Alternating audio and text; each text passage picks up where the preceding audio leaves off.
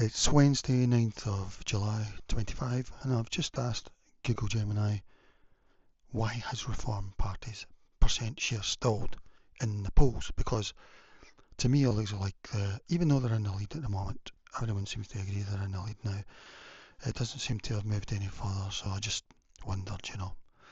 So I'll look at what they say the points are. 1, they've reached a ceiling with core voters. 2, limited broader appeal for now. 3, policy scrutiny and detail. 4, the protest vote nature. So that's the main points. Oh, and there's another one. 5, focus on specific issues. I mean, really, there's more. 6, stalling versus consolidation. Well, that's a good point. You could say it's consolidating at the moment because, yeah, it's not that long ago. Yeah, the Tories in 2019 get 44% of the vote. I don't think anyone. I mean, in the polls 2 years ago or something, Labour were meant to be in 40% and that, but at the election last year they only get 34% of 59% of voters, and that's one of the lowest votes counts ever. I think it's the lowest vote for maybe 70 years or something, maybe even more than that. Yeah, oh, there's even more things. And 7, potential for tactical voting. Yeah, so these are good points actually, I think. I see reform as a protest vote on one issue in particular. And I don't even think they're the best now because Advance UK are even better on it. But for me, the main thing is on that one issue, you've got to vote whoever is going to win the seat from Labour, Tory, Lib Dem, Green. So that might be reform. Preferably it would be Advance UK. And then at the same time you've got Rupert Law's Restore Britain, which is going to try and influence policy across the whole spectrum and really influence public opinion, which I think is a great idea and I think they're going to do. I mean, Rupert says that I think he was in the European Parliament for Brexit Party, and he says that the European Parliament is actually better at legislating and just total conduct than Westminster. Ours is just archaic. I mean, they're only there like 3.5 days a week. They're only do a 32-week year or something like that. So that's really, I never knew that. So if he says it, I think it's true probably. I don't totally agree with Rupert because he wants to keep the first past the post system, which I think is undemocratic. Because he wants to be like Labour are just now, where they get 34% of 59% of voters, and they've got 2/3 of the MPs, and that's what he wants for whatever he's going to do. I don't know what he's going to do actually. Yeah, anyway, on to reform again. Let's look at this. Reform UK's rapid descent in the polls has been a defining feature of UK politics over the past year. While they have indeed seen a phenomenal surge, particularly by eating into Labour and especially Tory support, there are several reasons why their percentage share might appear to have stalled or plateaued in recent weeks, early July 25, rather than continuing a relentless upward trajectory.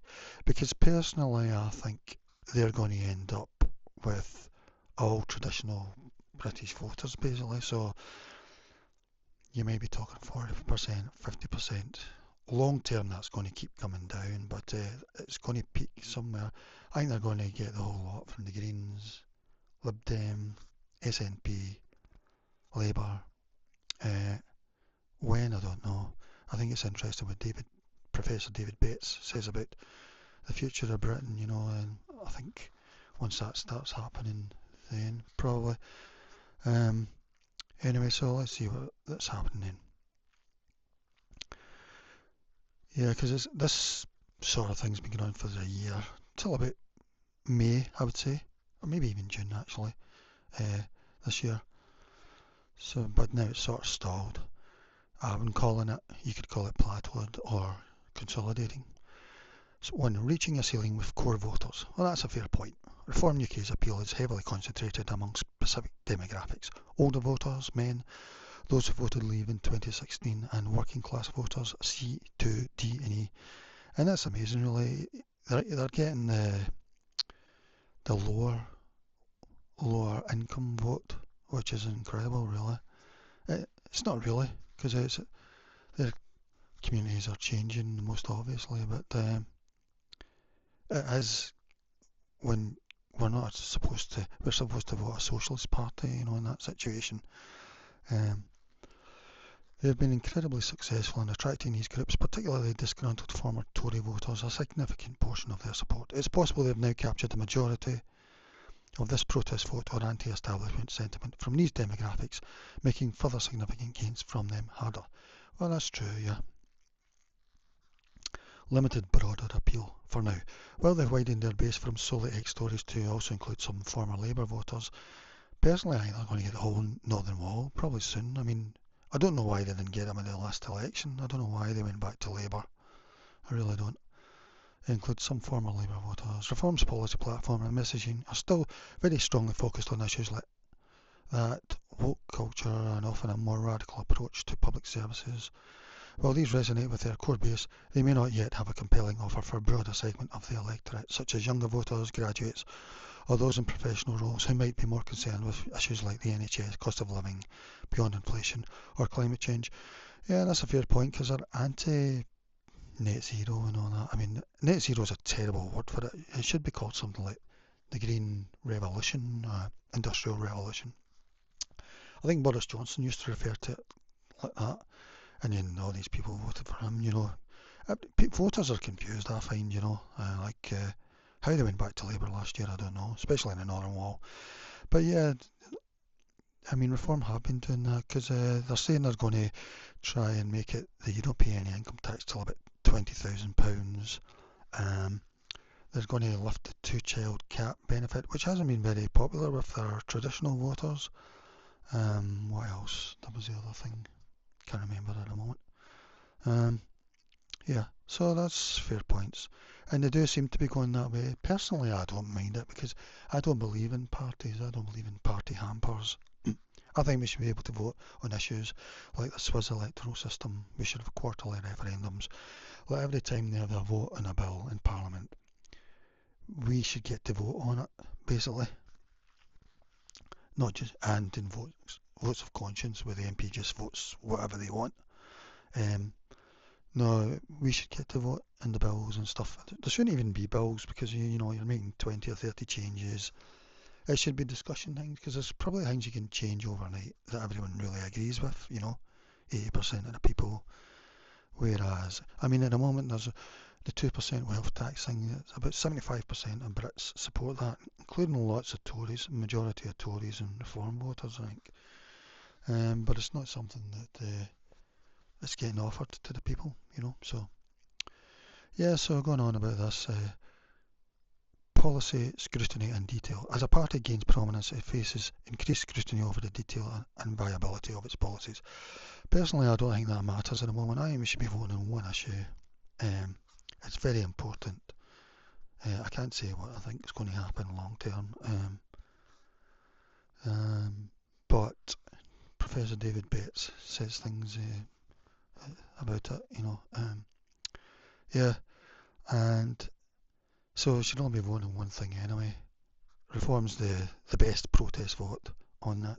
And I think that's what people are doing in council by-elections, because Reform are doing well, even in Scotland at the moment.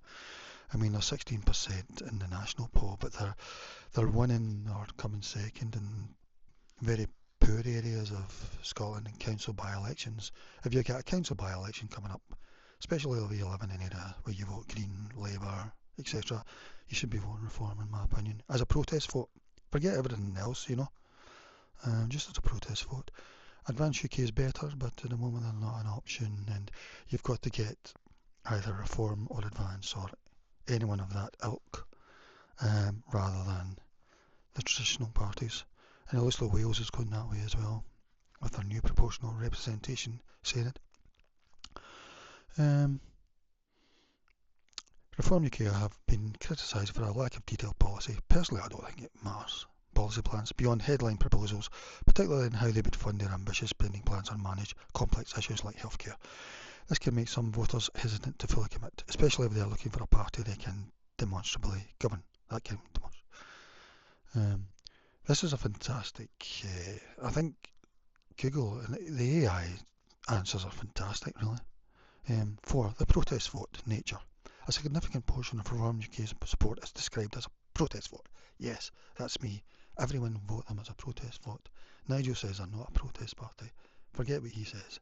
Vote them protest or Advance UK or further, or just one of these parties to get Tories, Labour, SNP, Plaid Cymru, to get all them out, Greens, etc., Lib Dem, get them all out.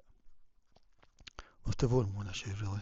Voters are choosing them not out of strong affection for reform, but because they are deeply disillusioned with the other established parties. Not just that, the electoral system as well. YouGov polling, for example, has indicated that a substantial number of reform defectors from the Tories don't particularly love the party, it's just that the other parties are all worse. This kind of support can be less sticky and more volatile, meaning it might fluctuate rather than consistently rise. And it's interesting because I think Labour get 34% in the last election and Tories get 22%, 34. So that's about 56%. That's the lowest that the two parties have got, I think, ever. Well, since 1927 or something like that. Yes, because the electoral system isn't fit for purpose. So this is what's happening. It's getting all muddled. And we're getting a lot of independence. We're going to have a lot of independence in the near future, either in 29 or coming up. Partly because they can't seem to work with each other.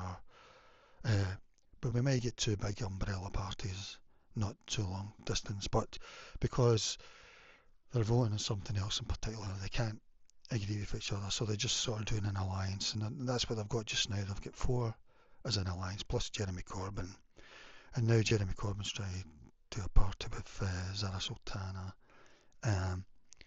but then that might end up going one way. It looks as if the independents don't want to be in one firm structure because, well, we don't know. We can't. You've just got to speculate on your own reason for that, you know. But I think others or independents are going to become a massive party, mainly from the Labour Party at the moment, but across the board probably. Labour Party, I mean, Jess Phillips going to lose her seat. Some of them will be to the Workers' Party, but maybe for a reason. I think Workers' Party is just a sort of temporary thing that'll get moved to the side. Yeah, there's quite a few in Birmingham that are going to go. Bradford, all Labour seats. I don't think they'll ever get Blackburn back. Yeah, I think these seats have gone forever. Yeah, so now on to the next thing. 5. Focus on specific issues. While that thing is a top concern for reform voters, other major issues like the economy and NHS are paramount for the broader swathe of the electorate. Personally, I think they should just be voting on that first thing, really. Nothing else matters. Because if I can't even speculate, I could say if we're going to become a utopia, everything's going to be okay. There's no problem saying that. But you can't really speculate on possibly the opposite, you know. So, while Reform has positions on these, they haven't consistently broken through as the most trusted party on these broader concerns. Labour still leads on health, education and housing in some trust metrics, while the Tories retain a narrow edge on areas like defence and pensions. Yeah, well, I don't know, we should just be voting on one thing anyway. I mean, nothing else matters if the country goes a certain way, you know. 6. Stalling versus consolidation. It's also important to consider if it's truly a stall or a consolidation at a new significantly higher level. For a party that was polling in single digits just a year ago to now consistently be in the high 20s and even low 30s is a remarkable achievement. Holding on to that level of support, even if it's not constantly increasing, and represents a massive shift in the political landscape. Well, that's true, because at the moment, for a majority, they reckon you need about 33% in national polls. And that's ridiculous, really, you know, because you shouldn't be able to, it should be proportional representation, but that's the way it is. You could get 2/3 of the MPs like Labour have got, so even in just now they're around about a minimum 278 seats predicted, say, you know, so that's incredible. And 7, potential for tactical voting. As the next general election draws closer, voters may become more strategic. In constituencies where Reform UK might not be seen as having a clear path to victory, voters might revert to supporting the lesser of two evils among the larger parties, which could temper Reform's national vote share in an actual election. Yeah, I think that happens actually. I think the left tend to vote strategically to keep Reform in the lights out, and this seems to happen across Europe as well. Whereas in Britain, Tory voters last year just didn't turn out. You know, they 44% voted for Boris Johnson in one of the biggest victories ever. 24 last year, only 22% the Tories got, of 59%. You know, so not only was that a tiny voter turnout, the Tories halved their voters turnout as well, their percent. So yeah, that's really big. In summary, Reform UK's poll share may have plateaued because they largely absorbed the most receptive segments of the disgruntled electorate. I suppose that's true, really. The next branch will probably come. I mean, it's too late already, but the next will come maybe in a year or two, I reckon. Probably from Labour and SNP and the likes, and Greens maybe even. And now face the challenge of broadening their appeal, providing more policy detail and convincing a wider range of voters that they are a credible party of government, not just a vehicle for protest. And I just wondered if Advance UK has been in a poll yet. Yeah, they've recently launched. I think they're better. I don't believe in any party, but they're better. Ben's better than Nigel. Yeah, they've got about 10,000 members at the moment, so they're not going to register as a party until I get 30,000, but 10,000's pretty good going. I thought they would have 30,000 quicker than that because it's only £10 to become a member. Eunice. Yeah, you can see them on YouTube and that, they're really good. On the One Issue, they're really good. Probably not good enough, but really good. Better than Reform. Current polling inclusion, yeah, they're just under the other parties or smaller parties at the moment. So we're not really going to see yet. They should be added to polls though, because them and Jeremy Corbyn should be added to polls, really. Focus on establishment and others. Well, you've got to establish who they are, because I think that means Northern Ireland parties as well. Focus on establishment. Yeah, that's what the polls are doing, really. The polls are really out of date at the moment, I would say. So they've not really been in a poll yet, really. Keep an eye on political news and polling updates in the coming weeks and months. Yeah, and I just asked a few more questions just to get the zeitgeist of the moment. Asked it to give me tables of, give the last 5 political party polls in UK, and then asked it to be a table in table format. So this is a more common poll from July 5th, and they reckon Reform at the moment would be in 290 seats, Labour 126, Tories 81, Lib Dems 73, SNP 42, Greens 7, Plaid Cymru 4, Other 8. And what was the percents?